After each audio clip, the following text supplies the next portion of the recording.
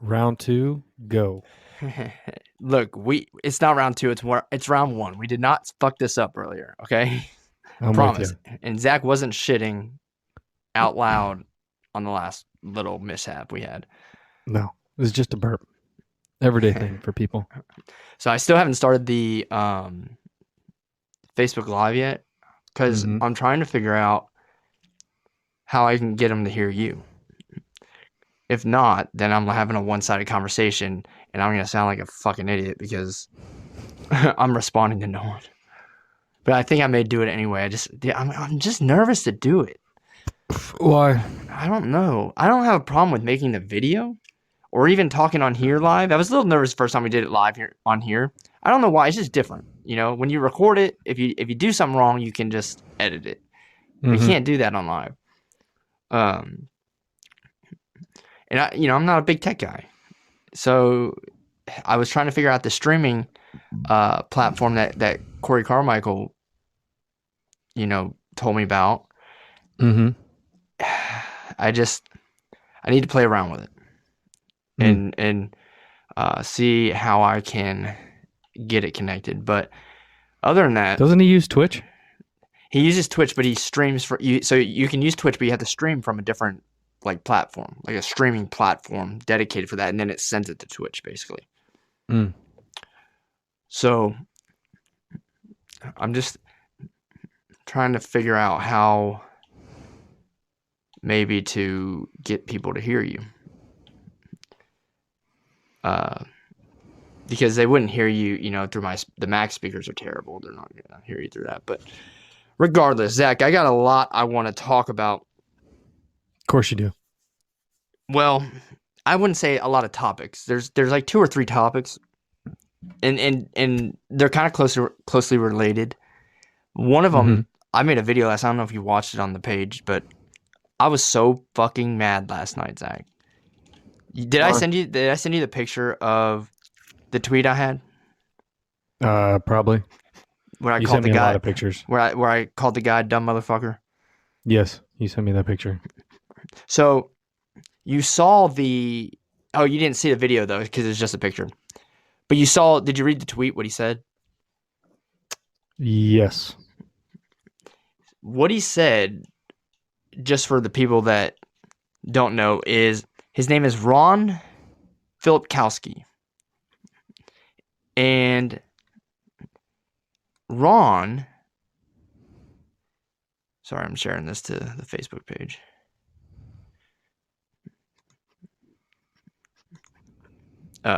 So Ron Filipkowski was a high-ranking. He was on the 12th Circuit Judicial Court, blah blah blah blah blah, whatever, for the state of Florida.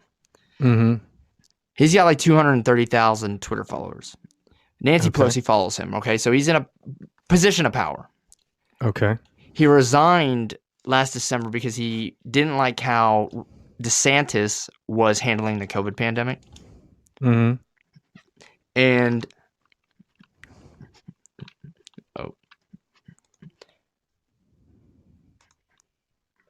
sorry, I'm just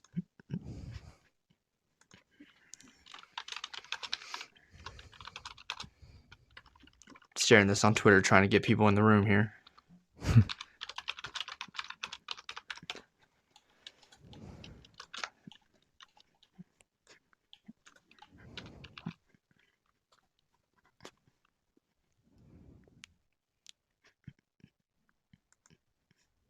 All right, so he resigned last December because he didn't like how DeSantis was handling the COVID pandemic, right?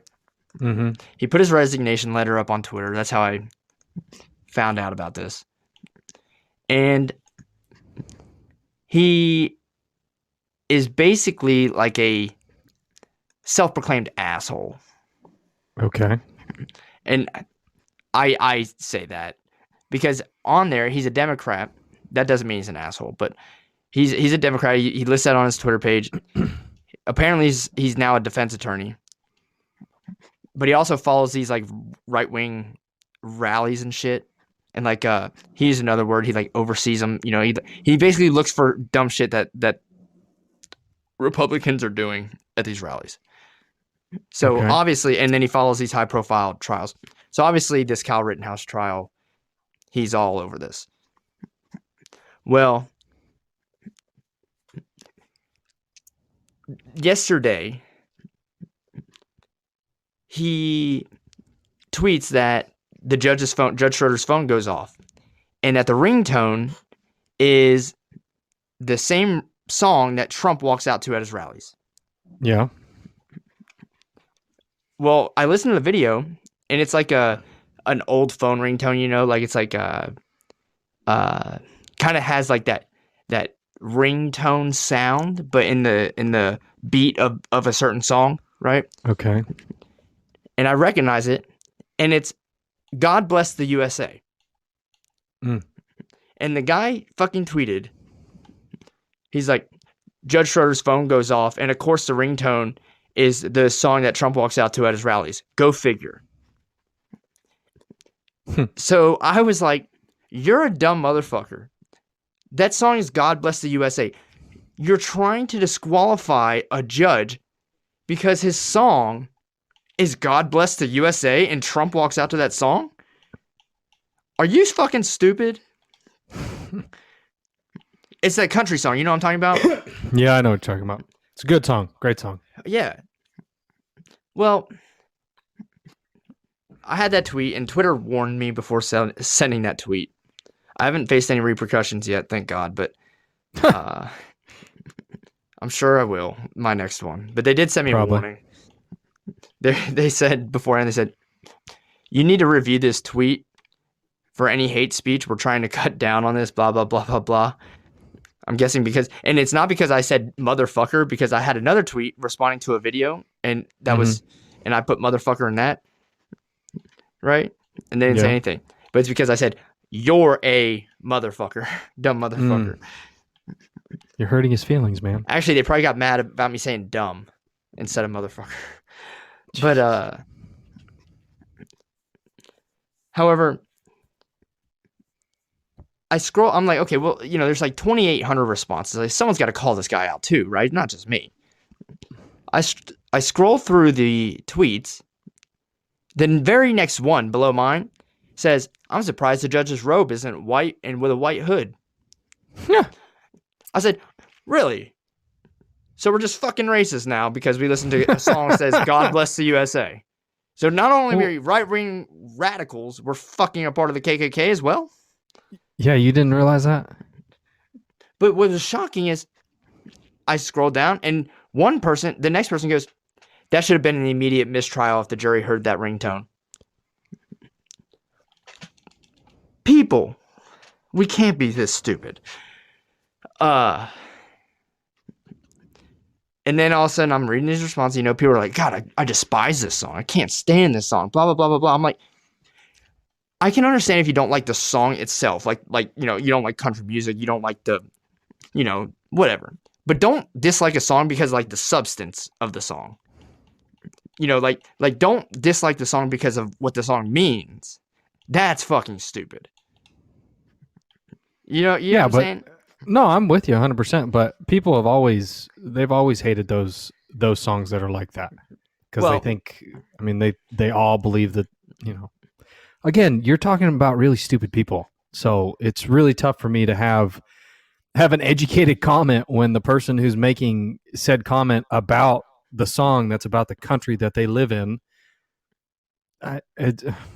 You might as well be, telling me that rock over there in the corner is yelling at me, calling me an idiot. Except the rock is probably got a few more brains, but the fucking idiot is louder. Yeah. But in the bottom part of my tweet that I responded, calling him a dumb motherfucker, I also said, Trump also plays the Star Spangled Banner at his rallies. So does Joe Biden when he goes places.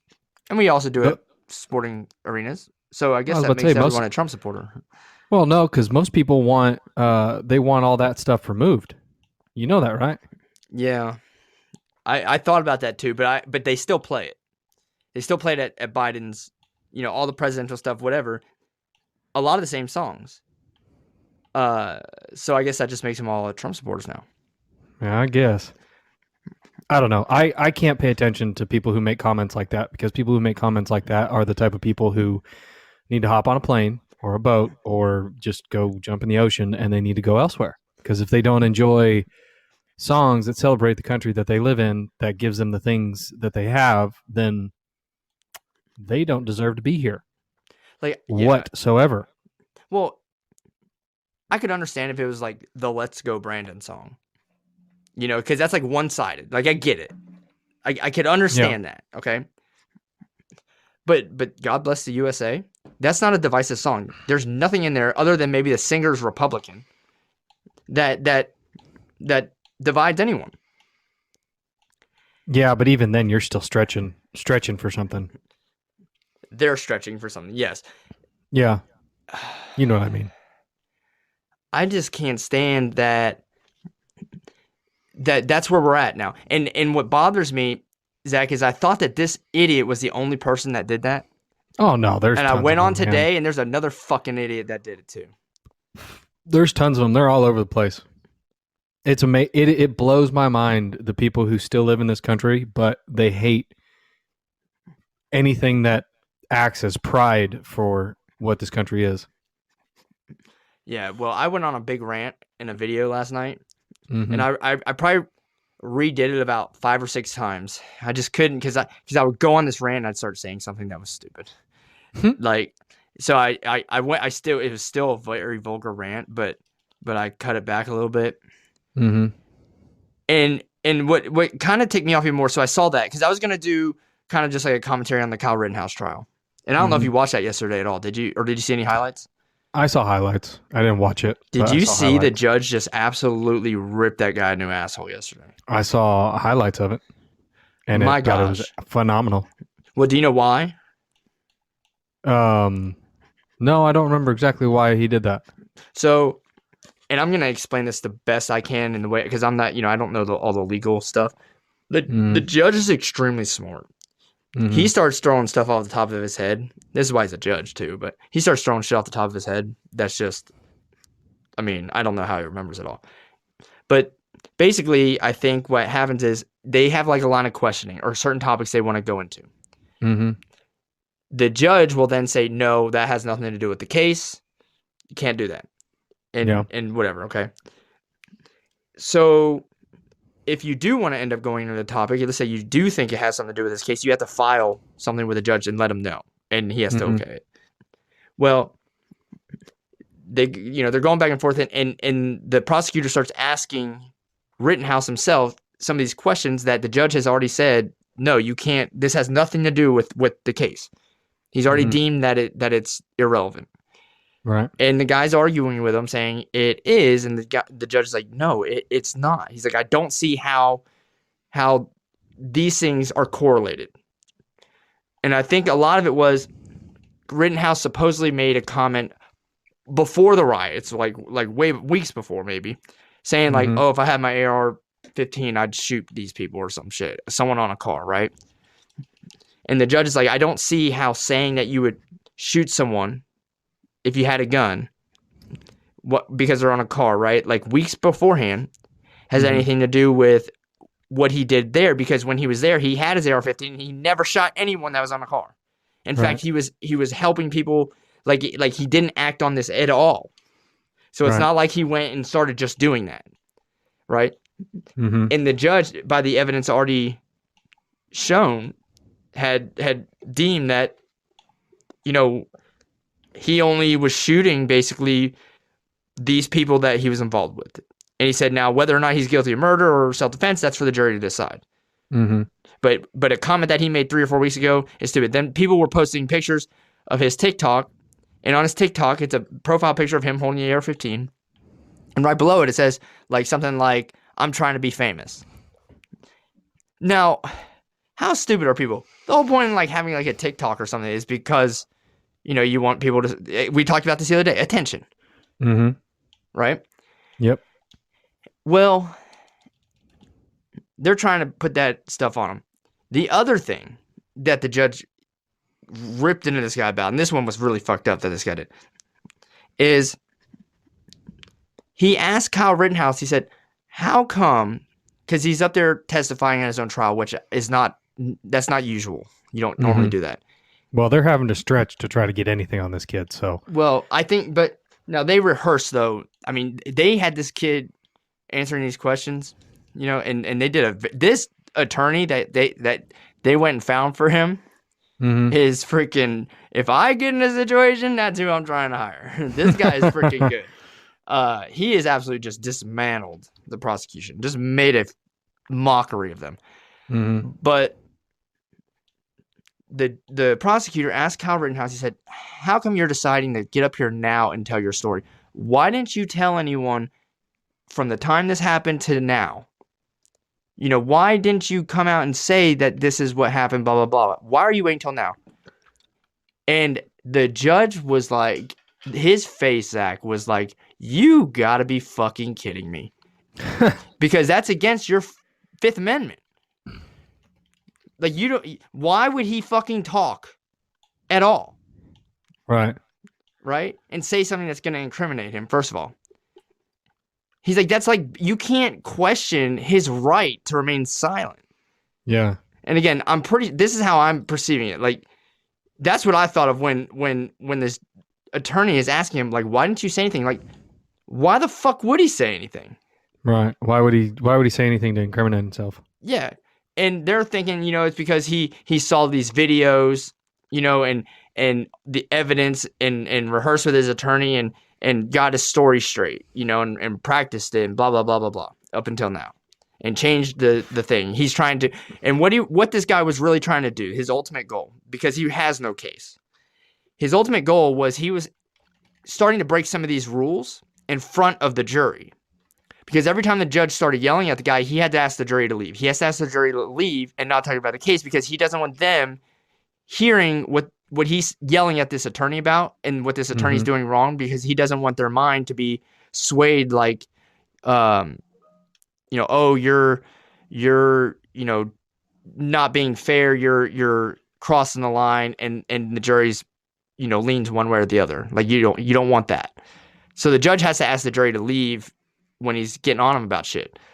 But what he was trying to do, the prosecutor, is build a narrative, a false narrative at that, or an altered narrative in front of the jury, and do it in ways that was manipulative. And so he was willing to step outside of what he was allowed to do and cross that line. Because, like, imagine like you have I'm trying to think of like a good way to explain this. You have a range you're supposed to stay in, right? And you keep pushing the extreme, right? And you're bouncing off of that extreme. And the judge is bringing you back, or the other attorney's bringing you back. You keep hitting the border, You're about to go out of bounds here. And you're bouncing back in. What he was doing was he was like going out of bounds, and they were calling him on it. And he just kept doing it and doing it and doing it until the judge was like, stop. And he was going out of bounds in front of the jury because he, every little bit he could get in between the judge telling him to shut up, basically, was a little bit that the jury's looking at and trying to, in building an opinion around Kyle Rittenhouse. And that's wrong, what he was doing. It was absolutely wrong. And the problem is that I think what they're trying to do is they're going to try and get a mistrial. I think they should. No. The prosecutor's going to try and get a mistrial, though. Oh. Because then I think that allows them to maybe come back later and try and charge him or take him to another. I don't know. I think if you get a mistrial, it doesn't necessarily acquit you. So you could, find more. I don't know all the legal shit, but I think that's what it is. It's better than getting a loss and him being acquitted. Because if he's acquitted, you can't charge him again on that same crime.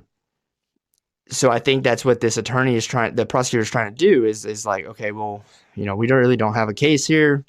We're trying to, just kind of like a tie ball game and come back later and play. Yeah. But that's fucked up. But I'm going on Twitter and I'm just looking at the left's tweets here. And I understand people are going to perceive evidence different than I am and watch these videos different than me. So not everyone's going to agree with me on the fact that he's 100% fucking innocent. They're wrong, but they're not going to agree with me.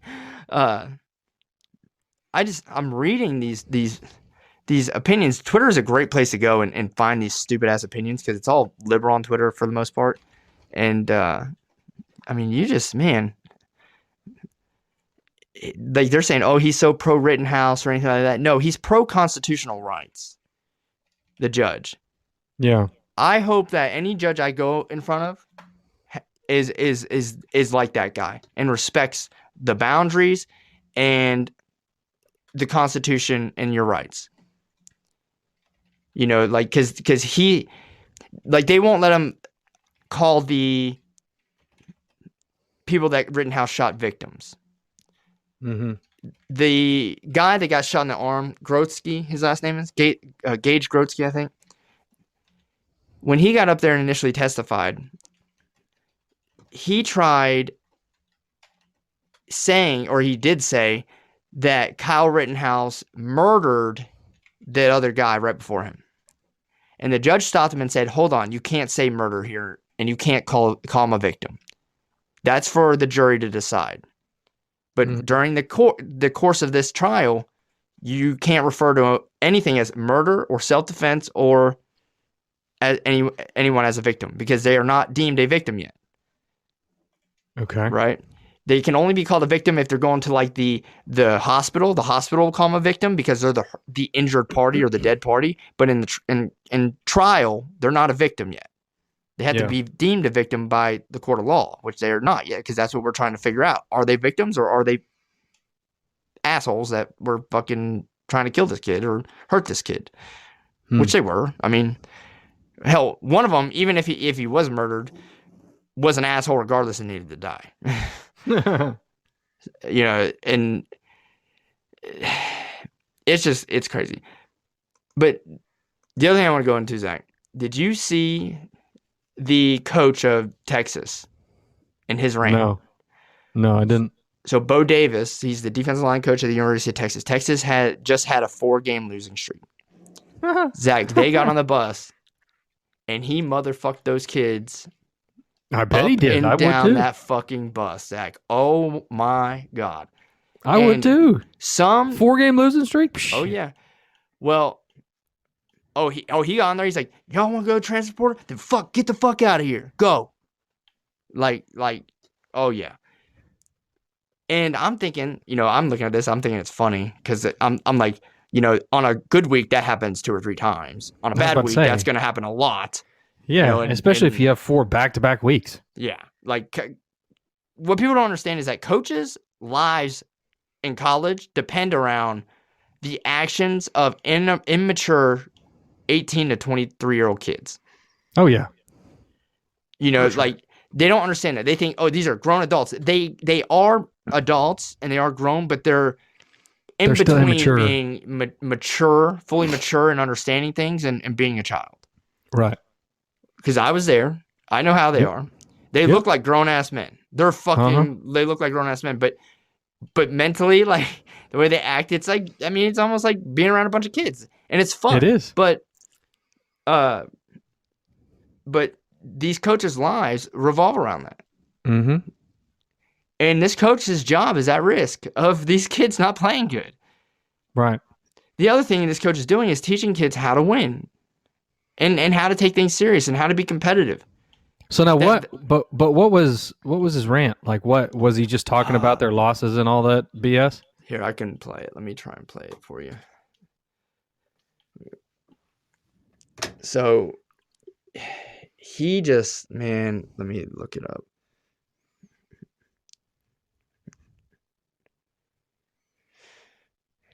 I mean, he just, man, went off on these kids. And one person on the bus, one player on the bus was recording it. Well, of course. Like hiding it and recording it. And I'm like, that's the fucked up part. Like, why are you recording it? That's losing a lot of trust in your coaches. So here it is, if we can hear it. Real! You motherfuckers need to get in the transfer portal. You wanna go? Get in the motherfucker! This shit ain't a game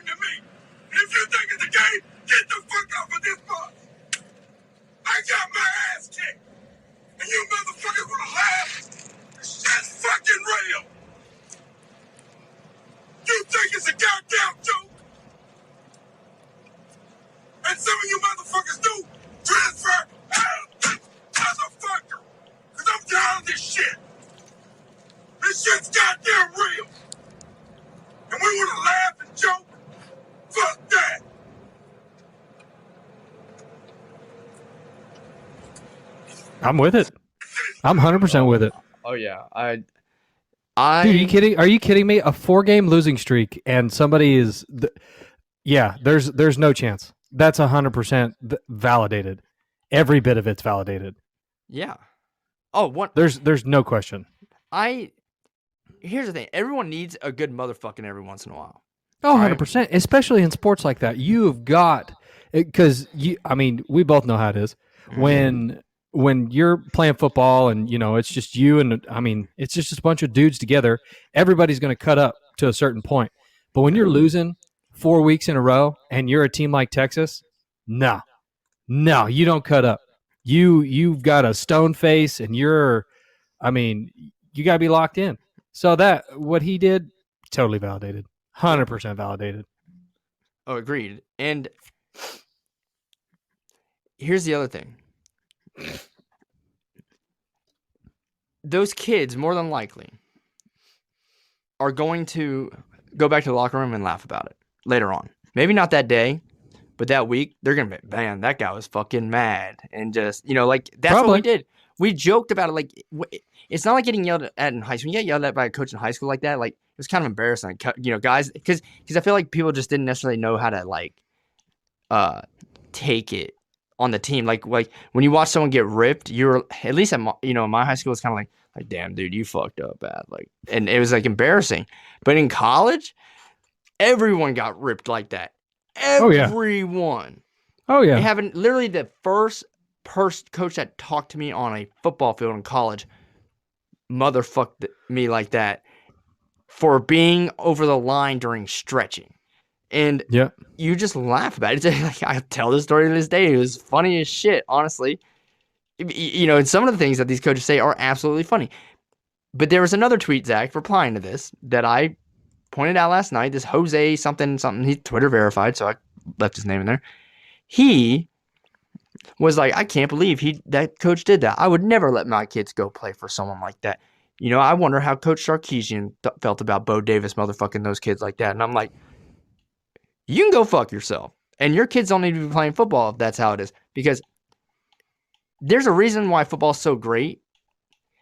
And unfortunately, we are backtracking on this. And why our society is so soft. Because, if we could go and motherfuck our politicians like that every once in a while, we'd be a lot better off. Or if our politicians motherfucked each other like that every once in a while, they get shit done a lot faster.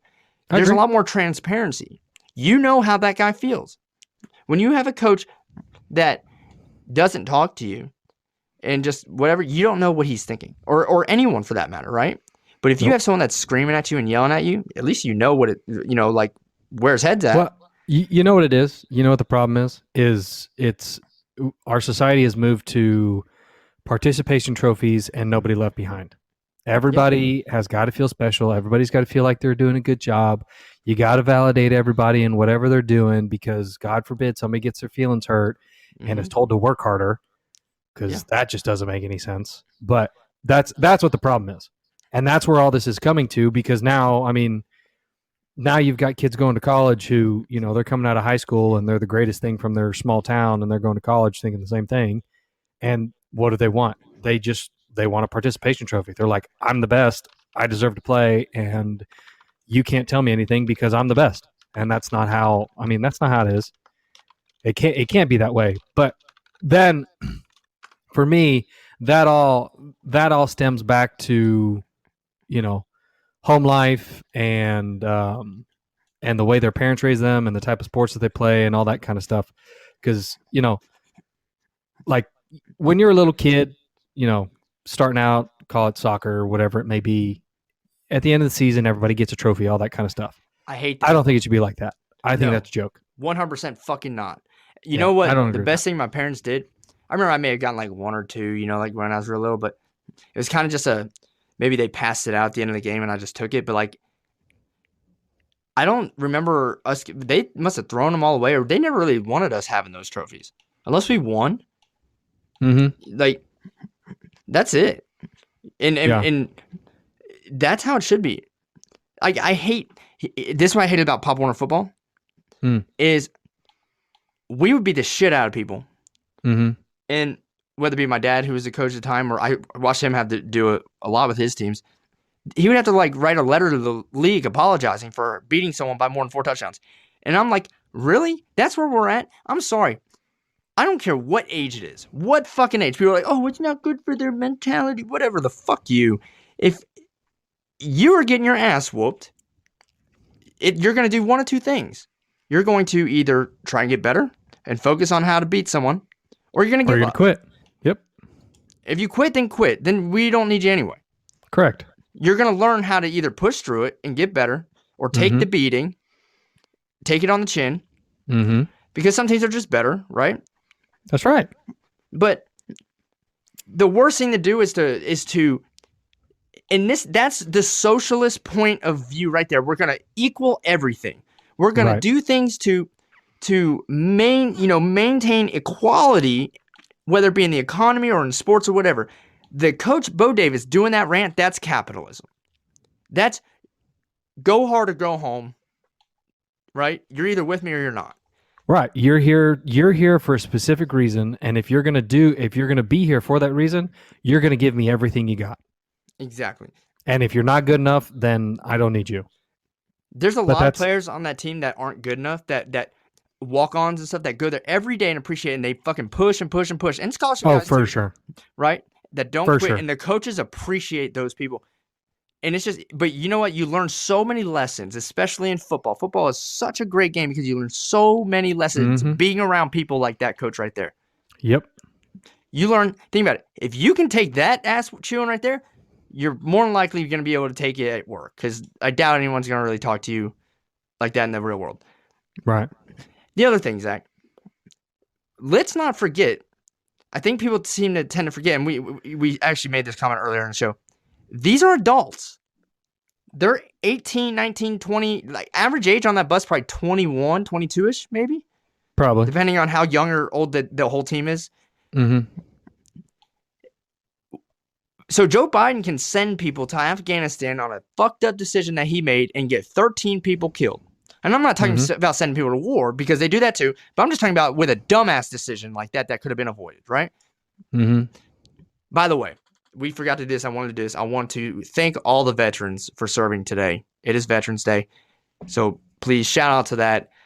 I really should have done that at the beginning, and I didn't. And I am kind of kicking myself in the ass right now because I didn't. I wanted to make the point to thank everyone that served us. But going back to my comment, Biden sends 13 of them over there, men and women, and they fucking die. Roughly about the same average age of the kids on that bus. So we're worried about the kids on that bus getting motherfucked for doing something wrong. But Biden can go over here and send people and get them blown up at the same age? Really? Hey, I'm with you. Okay, I'm trust me, we're on the same page here. I don't agree with all the people who are the how do I put this? Pansified, who can't take an ass chewing and be a coachable person. If you can't be a coachable person and you can't take some criticism, then you have no business stepping out of your house. Yeah, no business whatsoever. We need more people like Bo Davis in our society. That's how the military is and should be. Agreed. You know what? Here's the other thing that people don't realize too, unless they played. Football is a dangerous game. Doing things the right way is important. I'm not going to compare it to the military. That's a whole different game, because you're talking about life and death. Okay. But the reason why the military is so strict and does what they do, because it's life and death. Okay, because if you don't follow the rules and the orders and do things like the way you're trained, you're going to either you die or someone else could die. Yep. And there's no coming back from that. When it comes to football and a collision sport like that too, it's the same concept as well. And that's why they get so pissed off, because you can hurt someone if you're not tackling the right way. If you're dropping your head, paralyze somebody. Yeah. You know, if whatever it is, you can get hurt, especially in practice. And there's just a lot that goes on. There's a lot of schemes. Like I said, there are millions and millions and millions of dollars. And now, this year, the players are able to make millions of dollars. So there's a lot of fucking money that's riding, especially on these kids at Texas, because some of them have these NIL deals, okay, when they're losing. Don't you think Spencer Rattler should have gotten motherfucked a few times? Yeah, he probably did. I'm just saying he lost his job, and he has his fat NIL deal. He's at risk of losing that NIL deal. So, you know, being stern with someone and chewing their ass out like that is 100% justified. And I just can't believe that we are, or not we, but people in our society are shocked by the way football coaches talk. People literally were shocked that John Gruden said faggot.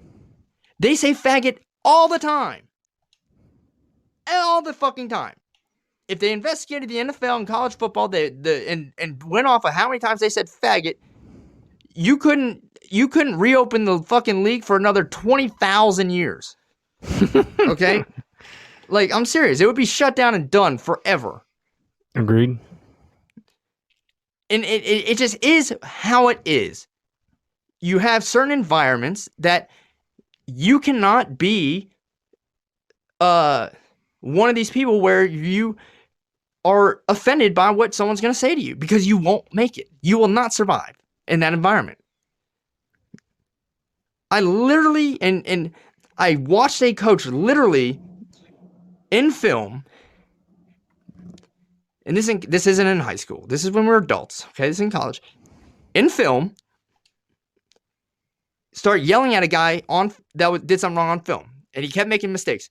The coach got up out of his seat, walked over to the kid, turned around and pulled his pants down and said, "Just fuck me, because that's what you're doing on the film."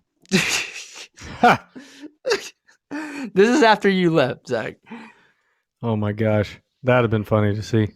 That's the kind of shit that happens. Like, it is what it is. You know, you have this guy who's making $250,000, $500,000 a year, or $1 million a year, or, you know, some cases multiple millions of dollars a year, and your life revolves around someone who is 18 to fucking 23 years old, and most of them don't know how to act in society yet. They're learning. They're not, you know what I mean? Like, they're going from high school to college. They're not in the real world yet.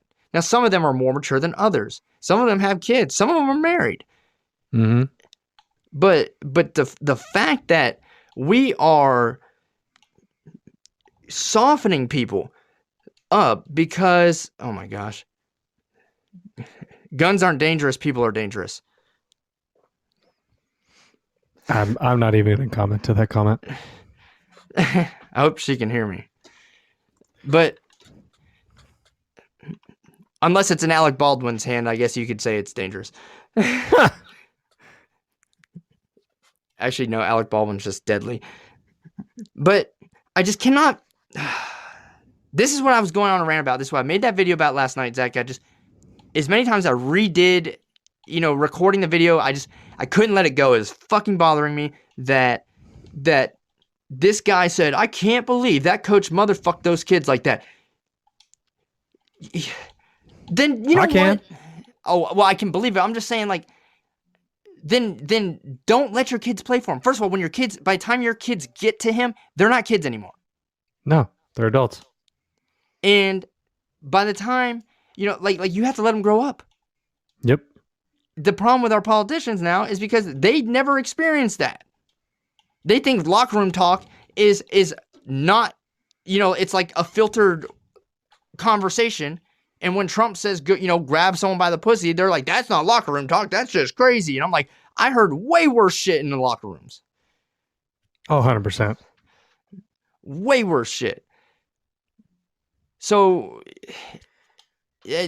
that really got me fired up. And I wanted to talk about it today. And I told you I was going to rant about it. That, and then the freaking song, you know, saying that just because Trump plays God Bless the USA when he walks out at his rallies, now the judge at the Kyle Ritenhouse trial, having that as his ringtone, makes him a radical right-wing conservative and a member of the KKK, apparently, to everyone else in the same Twitter thread. And we're just going to classify people politically because they have a song that says "God bless the USA." Grab us in the yard and throw the pigskin around. That's funny.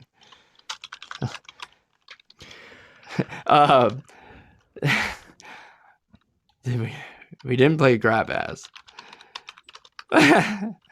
No, we didn't play grab ass. We did play a lot of catch. We didn't play grab ass. Who is this person? Are they trolling me? Probably. Well, they like the podcast, though. So you can say what you want for the 5 likes. I'll give it to you. No, I'm kidding. Look, I'm not offended easily at all. Okay? You can say what you want. I say what I want. That's the whole point. So, oh my gosh.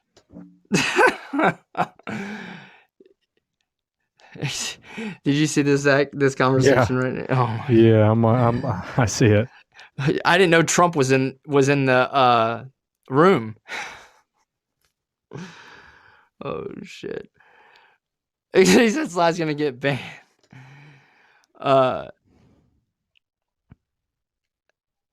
Hey, he will in bed apparently. No, I'm kidding. But at least they use negligent discharge instead of accidental discharge. So that's a smart. I think Hala's just trolling because they said negligent, which means they understand how guns are. But yeah, I remember you. Sly's been at every live, even the last one that was kind of shitty because Zach didn't want to be on it. But whatever. Yeah, Sly's been helping us out and bringing people to the room, and I really appreciate it. But let's move on real quick to Jen Psaki. Yesterday in her press conference, she's talking about the infrastructure bill and the economy. She used a term that was pretty alarming. She said that they are going to fundamentally change the economy. Now, that doesn't sound like much, but do you know what the synonym of fundamentally changes, Zach? Screw up? No, radically change. Do you know what it also means? Like the legal definition? No. Is to change control or termination of trade. Paradigm shift, yeah. There you go. It's a change. It's a change at the of the basic structure of how we operate. Yeah. Which means you could look at it like, okay, that's like changing from capitalism to socialism. That would be like a fundamental change. Okay. Doing things like trying to create equality and all this. The problem is that it's not that it's bad to have equality in the economy. It's bad when the government's going to not just regulate it, but manipulate it in such a way. Yeah. Okay. That's why you have to let the market do what the market's going to do. You have to allow competition. You have to allow the demand and supply to determine, how the economy is going to work instead of the government determining what supply and demand is. So that's the fundamental difference. They want to change control and taking it out of the private sector, moving into the public sector. That's why if you look at a lot of the policies with this infrastructure deal, they are going more towards the route of public ownership. The left, not all people on the left, because you have, capitalist leftists that just lean left. But what you're seeing now is these people like AOC and all them, they are the ones that they think the government should be involved in everything. And that's a problem. That's a huge problem. The government shouldn't. I said on Twitter the other day, the government is there to be a referee, and they're there to referee the game and provide security for the stadium. They're not supposed to own the franchises playing in the game. Conflict of interest on that one. Well, not necessarily, but basically, the franchises playing in the game are the money generators. Okay? Mm-hmm. The government is there to provide your safety with the military and police and have some regulation that controls the rules of the game so you have some fairness and you keep things from getting out of hand. Right? Just like a referee in football. Yeah.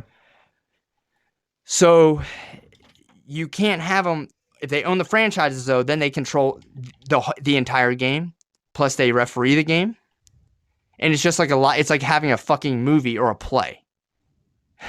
Right, because then everything goes. It's scripted. It's and you don't want that because it fails. Because people, the players in the game, are controlled fully, not by incentive, but by just straight regulation.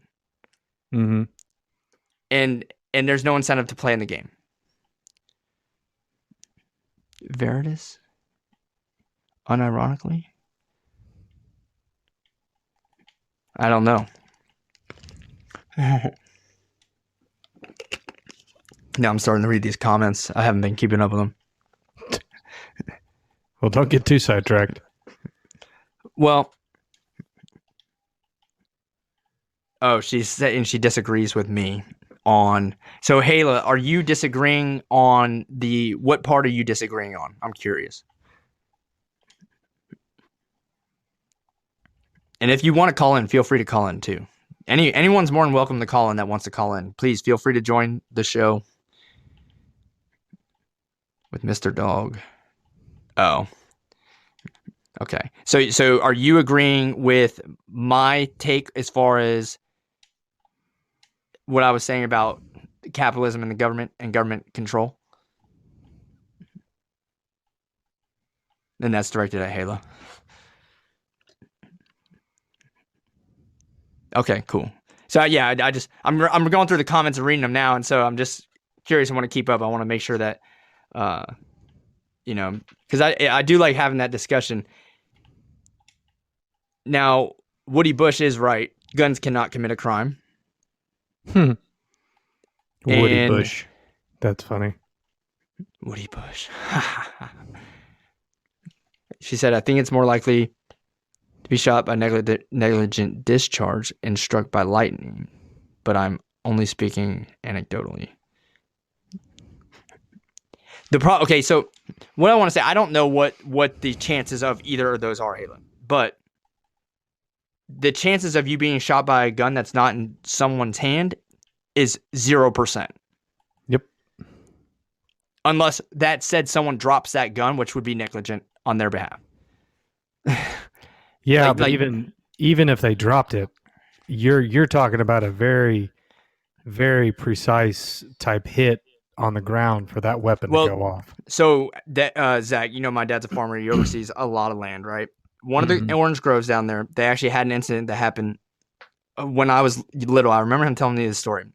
It was a father and son were walking out there going hunting, and the kid was carrying his rifle on his, strapped on his back, and falls, hits the ground, gun goes off, shoots his dad in the back, kills his dad. Now, some people will say that's an accident, but it's not. It's still negligence. Why? Because why the fuck would he be walking around with a loaded gun? Mm-hmm. It all comes together, okay? It's all negligent. You could say what you want about Alec Baldwin. Alec Baldwin is just as guilty as the people that handed him the gun that didn't tell him it was loaded, okay? Because when you take possession of a gun, it is now your responsibility. Exactly. And you always treat it like it's loaded. You check. You check and double check. Every time. No, see, Halo, but okay, let me respond to that, Halo. If it's unloaded, you're right. It is not lethal if it's unloaded. But the problem is that shit happens, and sometimes when people think it's unloaded, like Alec Baldwin, people die. So no matter what, even if you know it's unloaded, you always double check and triple check, and you do the right thing, and you still don't point it at someone, because if you follow those rules, nothing bad will ever happen. Yep.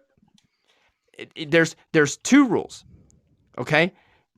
You treat a gun like it's loaded all the time, and you never point it at someone. Yep. If you follow just one of those two rules, you can break the other one, and no one will get hurt. Yep. All right? Because if it's unloaded and you point it at someone, no one's going to get hurt. But if you treat it like it's loaded, or if it is loaded and you don't point it at someone, no one's going to get hurt. If you follow both, then great. Then you have a better chance that no one's going to get hurt. They even tell you when you're cleaning your gun, you take your ammunition out, you make sure it's unloaded, and you leave your ammunition in a whole other room. So there's precautions that are when you grow up with guns and shooting guns, it's kicked into your brain over time, and it's like a instinct after a while. You know, this is the difference between like someone like me who's been around guns and Alec Baldwin, is that I would have never, ever, ever even felt right about pointing a gun, loaded or unloaded, at someone at all. Nope. At all. It just doesn't feel right in your head when it's been kicked into you over time. So that's the difference. If Alec Baldwin took the time to take the training and treat every gun like it was loaded, the other thing too I don't get is that there were like the assistant director or something checked the gun, said he saw 3 rounds in there and just thought that you know there were blanks. If you saw fucking rounds in there, that means it's fucking loaded. I don't care if they've been shot off or if they're blanks or if they're real, whatever. If that shit ain't empty with nothing in it, especially because they were practicing a move. He was practicing drawing the gun and shooting the gun. Right? Why did you have to point it at someone when you were doing that, for one? 2, the other thing, Zach, we have talked about this, and this is also, Hayla, hear me out, is that was a single action revolver, which means that he couldn't just pull it out and pull the trigger and it went off. He had to pull it out, cock the hammer back, and then pull the trigger. So he went through 3 fucking different steps. Drawing the gun, pulling the hammer, shooting the trigger, pulling the trigger, and shooting 2 people with 1 bullet. Alec Baldwin is basically twice as deadly with a gun than Kyle Rittenhouse is. If you talk about his fucking shot to kill ratio here. And Kyle Rittenhouse didn't do it on accident. He did it in a justified manner. And Alec Baldwin, what's dangerous about him is he didn't even fucking realize he was doing it. And it's funny because Alec Baldwin is saying, you know, oh, yeah, we should have police officers on sets at movies from now on. Motherfucker, you'll be lucky to make another movie again. What are you worried about it? Like, why are you you're the one that should be on trial right now, not Rittenhouse. Hayla, responding to your comment, isn't gun violence a young urban male problem? It is. The majority of shootings that are murder shootings, okay, I believe take place in inner cities, and it's gang violence, yes. The majority of gun deaths are suicide. It's a vast majority. It's like not even close. I want to say like 75% of gun deaths are suicide. Oh my gosh. Oh man. Woo! Jesus. That is all right. I guess that depends on where you're at. She went down the road. She went down the road. Even I'm not going down. I'm about to say, if you talking about Atlanta. All right. Sorry. We'll leave it in the. We'll leave that to be said in the comments. We're not going. We're the ones being recorded here. Yeah. So that's funny. But you know, as far as gun violence goes, the majority of it is suicide.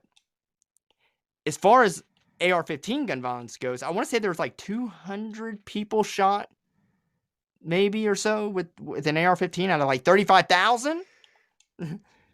So obviously AR-15s aren't the fucking issue. And Zach, am I loud enough? I'm just checking my monitor for the mic. Okay, yeah, just want to check. It doesn't look like there's okay. But everyone would say, oh, these assault rifles, blah, blah, blah, blah, blah. Oh, what? The ones that shot like 0.00001% of all gun deaths last year? That's the problem. Okay. That's like saying, a shark attack is the deadliest killer in the water, right? Yeah, right. When there's like 5 shark attacks a year. That's literally probably the same ratio.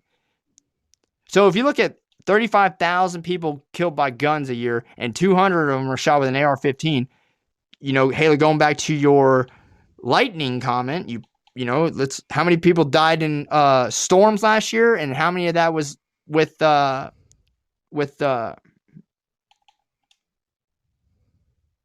if you take out black urban gun violence, we have the same murder rate as Norway and Sweden. I don't have a problem saying that. I was just hold on, we're gonna add another call in here. What's up? Hey, how you guys doing? Good. How are you doing? All right. Let me just say, I was listening to your show, and I think that you might be the craftiest dude on the planet. Oh, well, I appreciate that. Listen. The way that you can, I don't think it's a media that's on that do it as well as you do. Oh, well, I appreciate it. Because you just made a lady feel that it was okay to say, well, the majority of violence is urban violence. Well, we know the word urban is a code word for black. Uh-huh. Do you see how everybody say there's no racism in America? There's no racism in America. But it's easy to appease racism when the racists want to hear what a suspected racist have to say. That is crafty.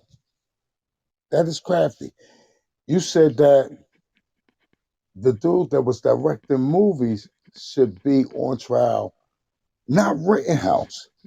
When Rittenhouse had no business crossing state lines without even the ability to have a gun, having a gun, and shooting protesters. So let me say this. I want to say this, and I want to say this for everyone to hear too. I'm not in disagreement with you on that. Okay, I'm not in disagreement the fact that Kyle Rittenhouse shouldn't have been where he was. Okay, so I want to clarify that Kyle Rittenhouse, I think, is more of a parenting issue. Why would your fucking parents allow you to, at 17 years old especially, but really at 18, 19, whatever, be out in a riot with an AR-15? Okay, but you don't. So I agree with you. Rittenhouse wasn't 11 or 12. Do you know that most urban kids that kill somebody at 14, 15, 16, they go to prison for life? You know how many children that are from the urban environments that are on death row? Absolutely. I know this. So understand, Carl Rittenhouse is not so young that we couldn't expect him to use any mental fortitude or aptitude to not put himself in that predicament. And then you have all these medias that are making it seem like he is a martyr. If a young black male of 16 to 17 went into a suburban, that's a code word for white, went into a suburban community and gunned down a couple people, there's no way that mainstream would make him look like a martyr. No Hold way. on. So, okay. And I want you to understand something. And I want you to understand how I look at this, okay? Mm-hmm. Like I said, I agree with you the fact that he shouldn't have been there. I think everyone can agree with that. A 17-year-old, 18-year-old, 12-year-old, whatever, had no business being with an AR-15 or not. Okay? Had no business being there, especially with a gun. Like, I would whoop my kid's ass if I ever found out he was walking around at 17 years old with an AR-15 down the fucking street. Okay? But you know what? They may not have known. See, his parents might not have been the problem. What might Well, have hold been the on, hold problem? on. What if All you right. don't know where your child is, Mm-hmm. okay, and he's out with an AR-15? Whether or not they knew or not, that's still a parenting issue. Because a Okay. lot of that Well, goes back to him, how he's raised. okay. Would you What not if agree? How many? exactly? Let But me say what if this: a how many 60? kids in urban areas, okay, are Uh-huh. out and a part of gangs, and their Uh-huh. mom doesn't know where they're at, okay, Uh-huh. but a lot of that also has to do with their environment, how they were raised and grew up in, that they got there in the first place, right? Okay. Well, you think that his environment didn't project that? Because evidently it was okay because an AR-15 is not a little handgun. So it's not easily concealed. So maybe other neighbors. So it might be a product of his environment too, because maybe other neighbors saw him with that and maybe they should have said or did something. Maybe they Maybe. should have said or did something. Now, So see, the onus is always on the environment, whether they're white or black. and look, I am not separating race. It's the same, Uh-huh, okay. When I say it's the same, it's there's variables that led to him being there, uh-huh, but that's not what he's on trial for. okay. He's on He's trial on trial. for Uh-huh, murder, okay?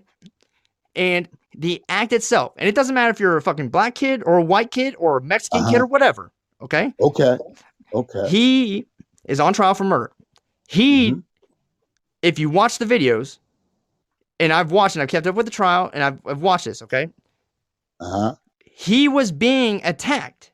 If it was a black kid in a suburban community and they were going up and kicking him in the head, okay, and pulled the gun on him and pointed the gun on him and hit him in the back of the head with a skateboard and chased him around.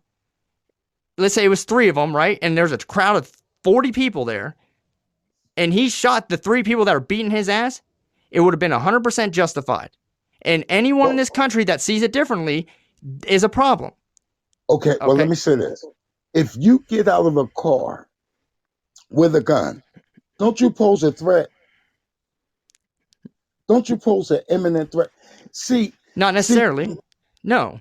yes, you do. Well, Because it if depends. I Hold on. get Because you have people that carry. Like I have my carry license, uh-huh, right?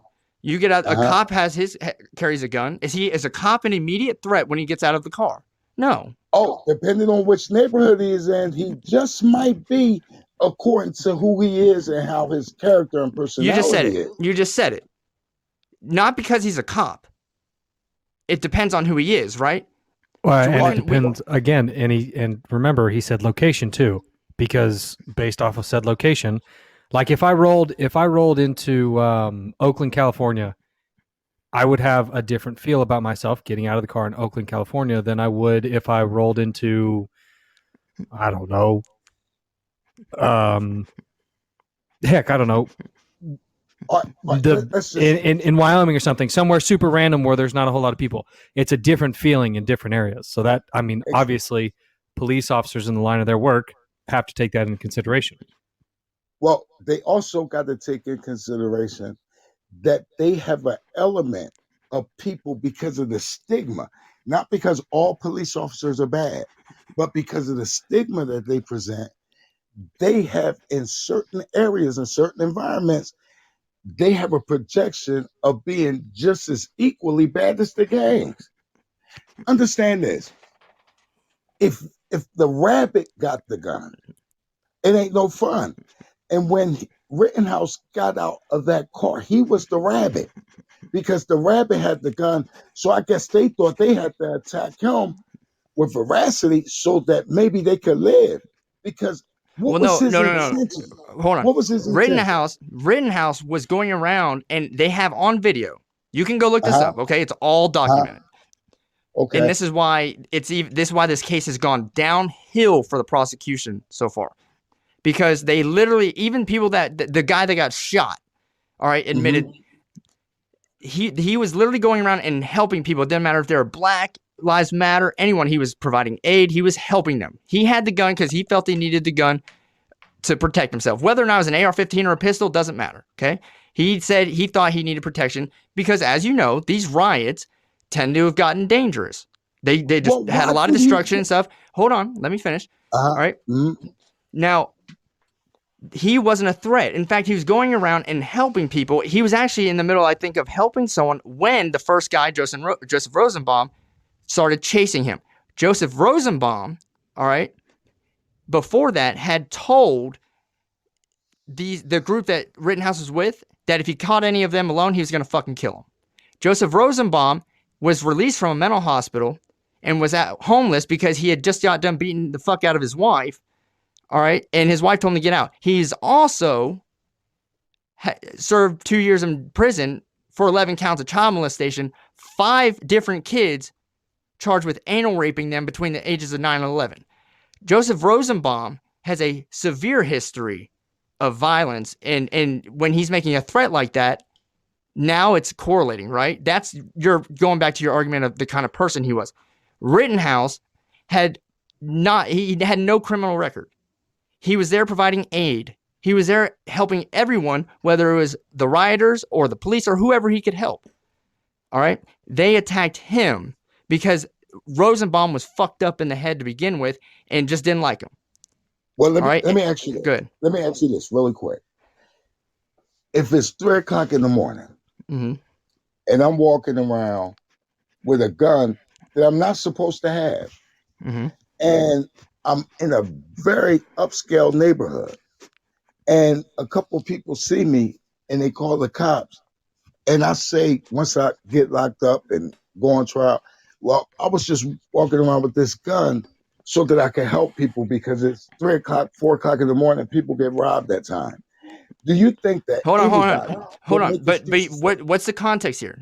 There was few thousand people downtown, and these riots had gotten destructive and deadly, and a lot of people gotten hurt in the past riots, right? Guess what they would say to a young urban American male? Don't go nowhere where you think that type of violence is going to be. I believe you. I agree. Don't put yourself in harm's way. Exactly. I agree. So if he felt the need to put himself in harm's way, then most people would say, well, whatever happens, it happens. Because you knew what type of environment you were going into to begin with. Well, hold on. No. Because to make these hold on. To make these riots, or not riots, rioting is not legal. Protesting is legal. Okay? To make the protest legal, it has to be peaceful. All right? But they haven't been.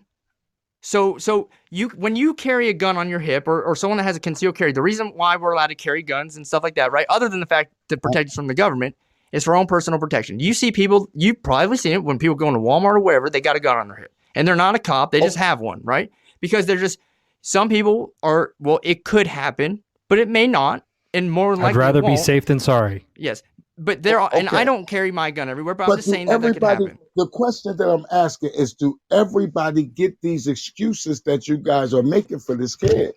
Do everybody get those? Yes, that's the problem. If Kyle Ritenhouse is black, he would get the same. No, love, he wouldn't. And he would for me. You guys know he wouldn't. You guys, he would. From me, he would. I can't control from us. We can't say for anybody else, but from us, yeah, he would get the same. And I wouldn't say they're excuses. I don't think excuses is the correct word. George Floyd had a knee on his neck for 9 minutes, and the defense for the officer argued that it wasn't the knee that killed him; it was the drugs. See, understand, it's always an excuse, but everybody say no. There's no racism in America. You know it sound good and it feel good, but it's not true. It's not true. You're right. There is racism in America. No one can deny that. 2 or 3 people. Do you know that when most white people speak, they make it appear as if it's 3 or 4 lone nuts that's racist in the way? That's not the case. That's not the case. I wish it was. Okay, so if you're saying that, but it's the same for black people. That we're racist? Yes, black people can be racist too. Hold on. Wait. Let me explain something really quick. Do you know that racism is hatred plus power to disadvantage? Do you know the government Am I right? Correct me if I'm wrong. It's ran by the majority of whites. Am I right? Am I right? Racism Yes, is not one but sided. Okay. No, Racism Mark, can come from anybody. No, it can't. That No, it can't. yeah, it can. Prejudice. It 100% Prejudice. can. All right. Understand this. If you are in a position to not only dislike somebody, but to disadvantage them. See, I can't disadvantage you. I can't stop you guys from doing what you do. I can't fire you from your job. I can't make if sure you were you my don't get boss, you could. housing in certain area. But how often does a white person encounter a black person being their boss or being the owner of the company that they even work for? You're right. How Look, often is that? but you How have to think often? about this. Let me go back to your Congress Uh-huh. or the government comment, okay? I don't know what the ratio is, but if you're going off of like the makeup would be, if the black population is 14% of the population, then theoretically that would be 14% of the government too, right? No, not at all. Let me tell you Why? why. Because that would be equal Because if all representation. right, watch this. Watch this. Do you know the portion of American representation that white people have? They are economically poised with that portion. Like that percentage of white people own businesses, have good jobs. But when it comes to that 15% of black people, we don't even manufacture toilet paper. We don't manufacture the cars we drive. We don't the shoes none of that.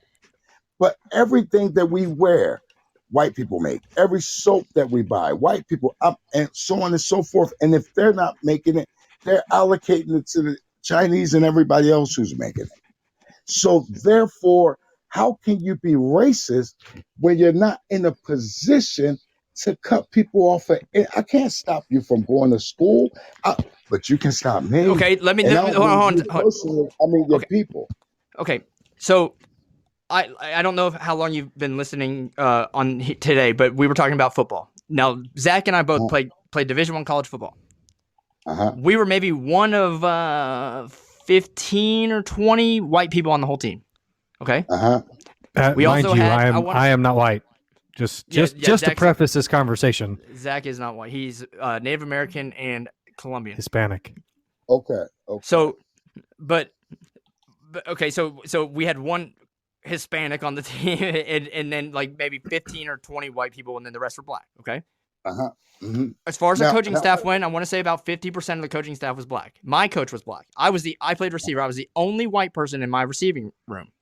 All right. mm-hmm. So now, if in that circumstance, then because the coach has way more power than I do, and I'm theoretically employed by that coach. Okay. And when he says something to me that, I deem as racist, then that would be racism, right? Based off of what you're saying, because it has to have a power structure and it has to be against another race. Okay. Now hold on. And they also have to have a whole system that's backing it. Now watch this. When I played college football, it was just the opposite. Now the majority of my teammates were black, yes. But when it came to my coaching staff, the assistants, the trainers, and the majority of them, I say about 75% of them were white. So this is the case. See, if a white coach pretty much tell me, hey, you can't play on the team, I don't care who I go and tell, what he say might stand. But if a black guy do that to you, he can lose his job. He can lose his change. He can lose whatever because if he's not justified in how he treated you, oh, he's going to be made a mockery of. That's not true. See, it's all That's not about true. justification. It is That's true. not true. Maybe It is true. I don't. How long ago did you play college football? I played college football in 87, 88, and 89. Okay, so you have to take. First of all, you have to. I'm not. You have to look at the time difference. Okay, I'm a lot younger than you for one. All right. Okay. I'm 29. Okay. So, all right. So you have to look at the time difference.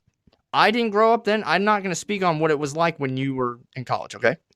But the dynamic now, I can tell you right now, I experienced more racism as a white person in college football, and I never said anything about it. It just was what it was, right? Like, I never had a problem. It just is what it is. I'm not saying it's right or wrong or anything. Now, I will say this. The most racist coach I ever had towards me as a white person was another white coach. Okay? And he did it. He just, don't ask me how that, yeah, you're going to laugh, but it's It true. might have been prejudice. See, you got to understand prejudice is when somebody prejudges. Just say he saw something about you that might not even be true. Because you might be a cool dude. I'm not upset with you. You cool. We're just having a discussion. No, I appreciate it. I like the discussion. I think this is a good conversation. And what it is if somebody just don't like you because they misjudge something about you, it's prejudice. It's just exactly what prejudice is. They're prejudging before the facts. So maybe he didn't like you based on a prejudice or a bias that he had, not because of the color of your skin, or not because you were a marginalized human being. Understand this: if police officers that were black were killing young white males in America that were unarmed, not the armed ones, we never make an excuse for the armed ones because maybe their killing of them is justified. But the unarmed white young guys, white America would be up in arms, and they act as if I don't black think you would people know should about say, it. I don't think you know about it, honestly. yeah, because you know why? Because most of those cops would probably be killed because there would be some type of roundup of older white men Well, who are that's not following. true. That's not true because You don't think more, first of all, more white people are killed by the police.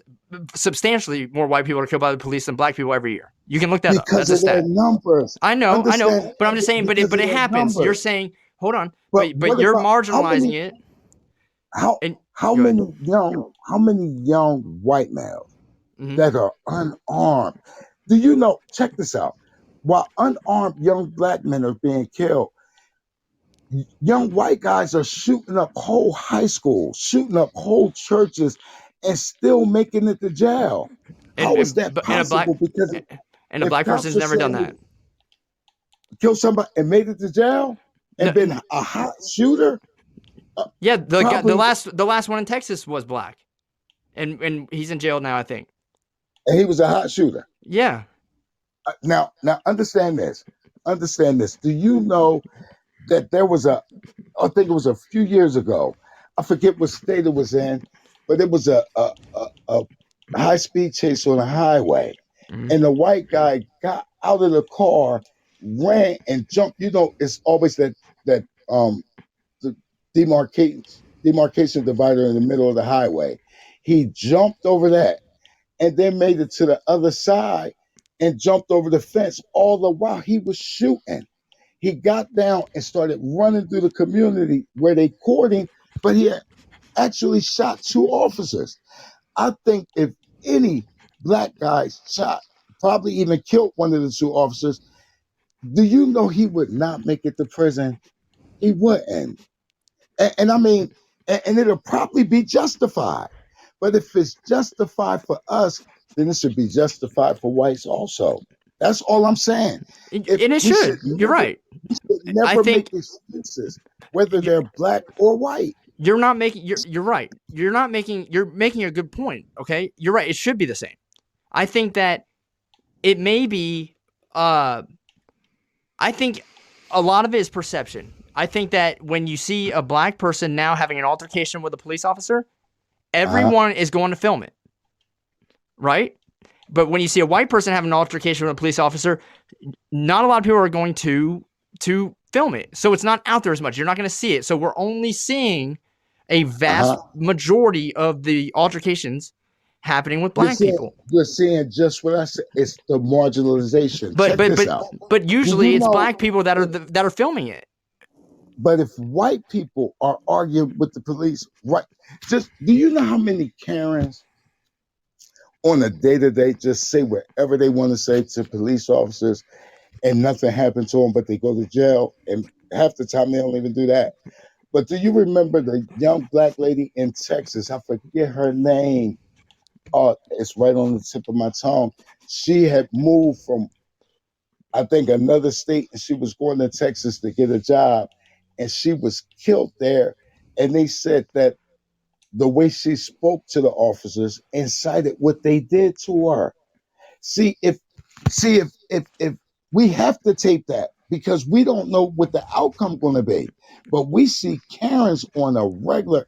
Do you know they have shows now that's on YouTube and on podcasts where they talk about Karens every day, and Karens are getting away with murder, Hold on. every day. Now, did the person you're referring to, did she threaten a police officer? I'm pretty sure if the black probably not. What is a woman going to do to a man? I mean, Well, you don't especially a know man because with- people have guns, people have knives, people have whatever. You understand? okay. Here's Well, the thing. if it would have been proven that she had a gun, then that probably would No, be a but different you don't story. know. If you're We if you're do know making a threat to because someone, man, woman, black, white, okay, that's uh-huh. different. Now, if she's just saying, you know, you can go fuck yourself to the cop, then she shouldn't have been cited because that's just the cop has. Okay, so but here's the thing: is I'm not saying that white people or black people should be different. I am agreeing with you; it should be the same. If a cop can't take someone, you know, saying "fuck you," that's different. Some cops He do shouldn't have have ego that problems, job because but how many people? How many people? Right, that regular people, black, white, whatever. You walk up to them at a bar and you say "fuck you," and they're gonna knock you out.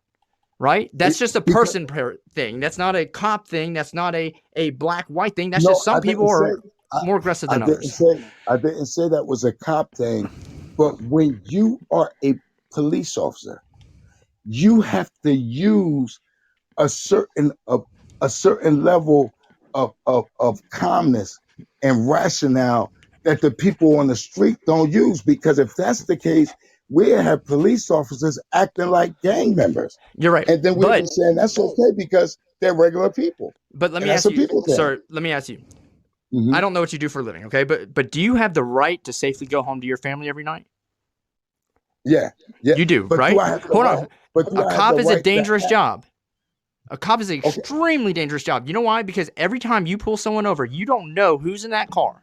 So their adrenaline is jacked up every time they get out and walk up to that car. You don't know who it is, black or white. Who knows? Because I've seen videos of white people getting out and getting in shootouts with cops and getting gunned down. We've all seen it. Okay, it doesn't okay, matter who it is. All right, that cop. And now my grandfather was a cop, and I've talked to him a lot about that. He's gone now, but mhm, you know, so I have a perspective on this. But I also see it from both sides, okay? Because cops are in the wrong a lot too. But that cop has a right to go home to his family every night just as you do.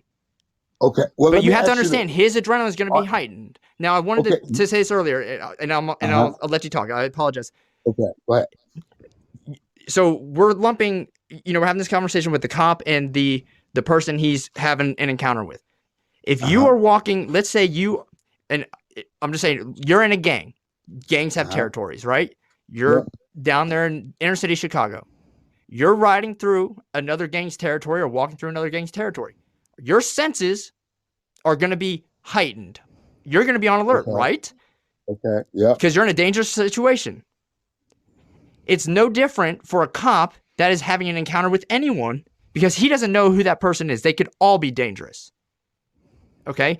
It's when you know, going back to your gun comment about, you know, well, if you're walking around in the suburban neighborhood with a gun, right, uh-huh, that and you, because you don't know if, you know, to protect yourself, well, you would do that in the inner city if you're going wherever, because they have shootings all the time. It's extremely dangerous in downtown Chicago. They have more shootings there than they did, hell, in like 5 years of the Afghanistan war.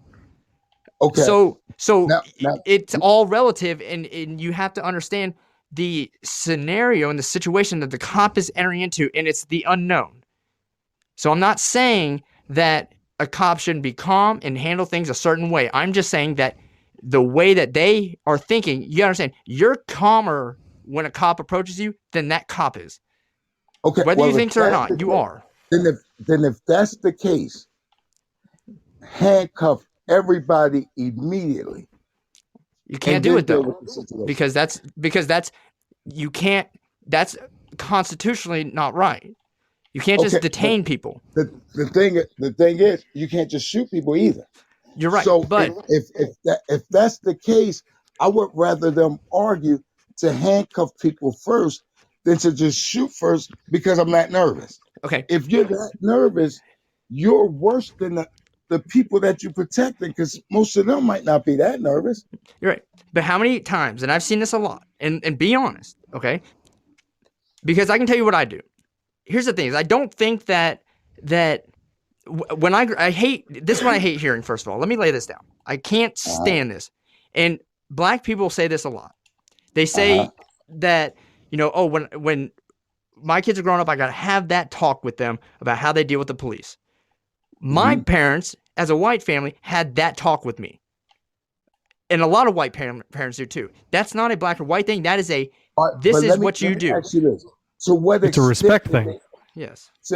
To what extent did they have that discussion with you? Like, because for real, black parents are so scared. Do you know, one day my oldest daughter was getting out of her car, and I guess, I don't know if the police followed her there. I don't know if he was already there when she pulled up. I don't know how it happened, but I walked out my door and he had her on the car, like gripping her and shaking her up like a pit bull. So I came out, my instincts as a dad, let me grab this dude, because this ain't cool. Yeah. You understand? But I think a lot of people would have that reaction. So I'm not saying that he was right or wrong. Now I don't know what your daughter did. Okay. What I'm saying, okay, but we understand that a lot of these things that officers do are not justified. Everything that, do you know, if George Floyd was down, face down on the ground with a knee on his neck for 9 minutes, do you know after about 3 minutes he no longer posed a threat and he had handcuffs on? How can we justify another 5 or 6 minutes? Because most of white America thought that Chauvin should not have went to jail. I don't think that's true, because he's in jail for one, and the jury was, I think, majority white. Do you know? Me and my sister had this argument. I'm glad you said that. Me and my sister had this debate about that.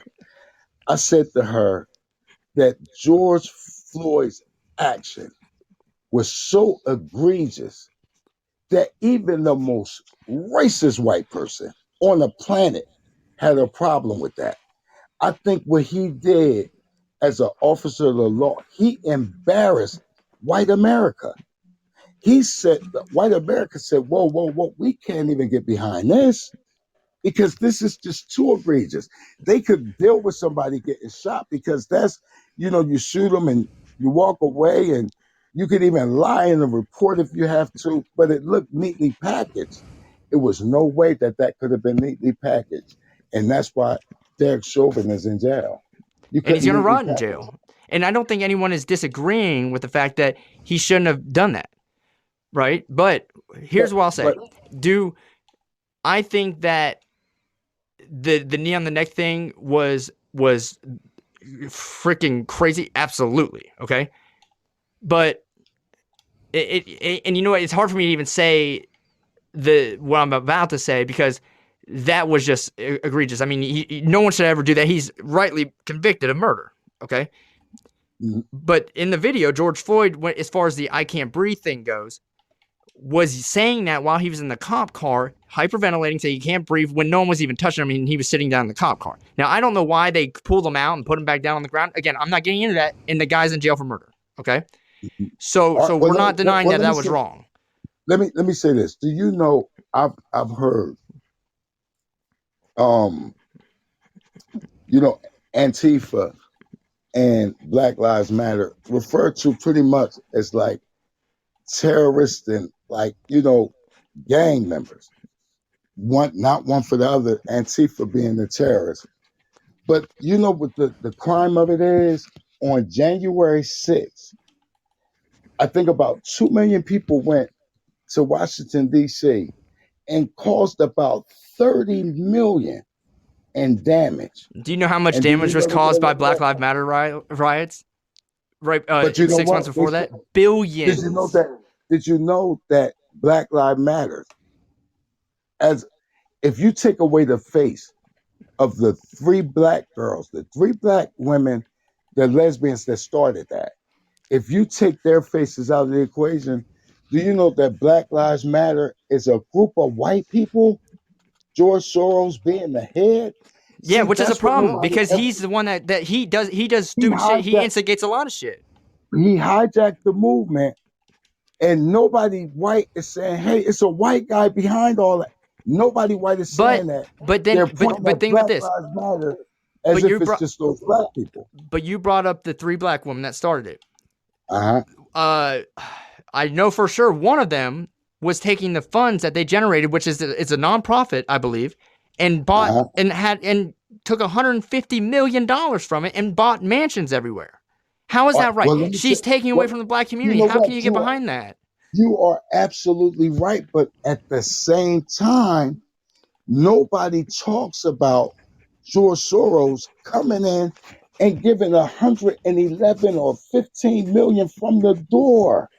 Like, they put it this way: if they went in initially to make that Black Lives Matter a good thing, after all that corruption came their way, you know they was going to fall right in line with that corruption. But They were that's going to their fall right choice. in. Now they And- chose and- to do that. but you know what? I'm gonna tell you like this: nobody is turning the bag down. Lobbying happen every day. It They're does. they're going into the office of legislators and putting briefcases full of money on the back on the desk, and they accepting it So you know what? everywhere You you would like go. this podcast because we talk Like, about this stuff. Because if we literally had a whole episode, and I can't remember if it was an episode on this podcast or if it was um if it was a video I made. Okay, I mhm, talked about this. I have a problem with politicians, Republican or uh-huh, Democrat, okay, and the way that they go about being on committees, all right, and running stuff. Because why they're not putting in work? First of all, did you know to get on a committee, on a political committee such as the finance committee, the whatever committee, isn't uh-huh. based off of experience, but based off of the money they raise. They Oh get yeah. that by Oh, privilege, and Nancy Pelosi to be at the head, like she is, uh-huh. okay, she has raised more money than anyone else. So I have a problem with that, yes, because I'm so it you takes know away what? from them doing their job. I'm so glad that you mentioned Nancy Pelosi because that just probably just make it appear to most of the people that's listening that I'm a Democrat. Do you know if you hate Nancy Pelosi, I probably hate her more than you. Do you know that Nancy Pelosi, along with several other politicians, she doing the most took $20 million out of her own personal money to put behind the vaccine. So they stand to make a hell of a everything that's done in America is over money. There, I don't think that You're talking about I invested don't, it. You're talking about she invested it. she invest because she know what the turnout gonna be. She already know what the turnout Yes. gonna be. Yeah, and that's She, wrong. that's what I'm saying. Everybody is going cuckoo for Cocoa Puffs. So we just can't mention like one or two or three people and be like, oh yeah, that's just them. No, it's everybody. Everybody. And do you know America from the time I was born to the time you was born to the day look totally different. If if you were did you tell me you were like 30 years old? Yeah. Okay. Do you know that America 30 years ago was nothing like today? I, Nothing. oh, I know. Nothing. So you know why the times are changing? Because everybody is falling in line with corruption. Exactly. Everybody. Here's what I'll say. When I grew up, okay, I had a lot of black friends. Hmm. Racism wasn't even really a thought. It is now, though. Why? Because people bring it up and they point it out, and I think there's certain things that happen, right? That point it out. But I think it was better off when I was younger than it is now. Okay, let me say this. You know, white people act like the only time racism exists is when somebody mention it. But white people have no qualm saying, hey, look at the black people. They're the worst. Look at Chicago. Look at Philadelphia. They don't have no problem voicing their opinion about things that are, I think exclusively black. But if we mention anything about racism because it gives a black eye to white people or it bruises their ego, they automatically, hey, ain't no racism. You're bad just for mentioning that word. If people were just mentioning that word just for the sake of mentioning it, I would say white people was absolutely right. But there is racism in America. Well, no, I don't know. I don't know who's I, denying that. I'm not denying that. I, every almost every white person I hear talk is that because you said just now the only like black people should never mention that word. No. If I it didn't say black exists, people. I said anyone. I said there's it. Like, cause think about this. First of all, my roommates, my two best friends, my roommates in college were both black. All right. uh-huh, I never thought of them as black or white or anything. They're just they want. I talk to them every day, even though they don't live here uh-huh, anymore. Right? They're just a person. Anyone is just a uh-huh. person to me. It depends on what kind of person you are. Okay. Okay. When Okay. I speak about something that is maybe based on race, like if we're talking about gun violence or something like that, I go off of the statistics, okay, and I call it like I see it. Okay. The whole point of the show is unfiltered, and that just is what it is. And I say things based off of what I see with the statistics. It doesn't matter if it's a white person, because I'm conservative. I'll call a fucking Republican out. I'll call anyone out. It's based off of But my perception of the statistics. So I think that maybe you're right that there are some white people that may deny certain things. But I think a lot of times when you hear like, oh, that's not racist, they may be referring to something that really isn't racist. okay. But sometimes they Well, do deny it, and I'm not denying that at all. let me say this. Do you know that we can't?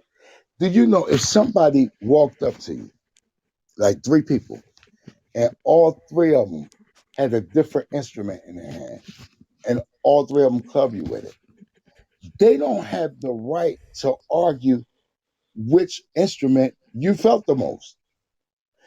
See, if the people that's doing the infraction are talking to the people that's experiencing the infraction, they cannot tell them what to see or how to feel. They can't, a raper can't tell the victim, hey, don't holler. I only got my hands on your neck and I don't think I have them on there that tight. He can't tell her don't holler. You well, see with America, it's a certain level of narcissism that exists in this country. And that narcissism allow people to do a lot of the things that they do and take no responsibility or accountability, especially for the things that they do and they say. You're right. This is something I've said before on the show. And that goes outside of race. That goes out with anything. Yeah, Okay? That true. goes on True TV that. with people making predictions about the economy. It goes out with when they a lot of it's with predictions. Okay? They think about this. And I say this a lot. Okay? This is why I think you actually like the podcast. Because if you go listen to the shows, No, it's a I'm lot loving deeper. this. Yeah. So You do you know why I'm loving this podcast? Excuse me. Do you know why I'm loving this podcast? was that? The only reason that I just tested you and you didn't even know you just passed with flying colors. Because and I'm gonna let you go and do your podcast after I say this, because I really respect you and admire you right now for this moment. Because most white people would not be brave enough to take me on and just continue the way that you did. We never got aggressive with each other. We never said Nope. one bad word. Yo, I admire you and I respect you. And I got a podcast myself, and I would like to have you on. I would Yeah. like to extend that Uh, olive branch to you. yeah, absolutely. I'd be more than willing to anytime. No, like I said, it's a great conversation, and I like talking. And uh, you know, it's a conservative podcast, but having someone else with different opinions helps. I like the Yes, debate. indeed. Yes, indeed. So, And I respect you and God bless you. Let me let you do your show. I'm the yep. revolutionary brother. You have a good day. Yes, sir. Thank you. Thank you.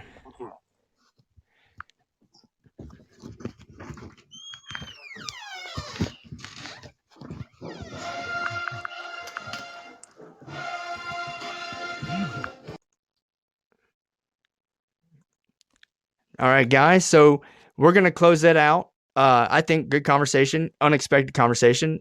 That's why I like doing the live shows for, because we can, have people call in and interact, and also interact with the comments. So I appreciate you for listening. Also, don't forget, we are on Facebook. We're also on Twitter. Please go follow me on Twitter because it's getting funny, and I keep trolling people, and I don't know how long I'll have my Twitter privileges, but it's at RCT Podcast. We're also on YouTube. Go watch the YouTube videos. And again, it's just Real Conservative Talk. That's the same name as the Facebook page. And we will be back on tomorrow. Thank you.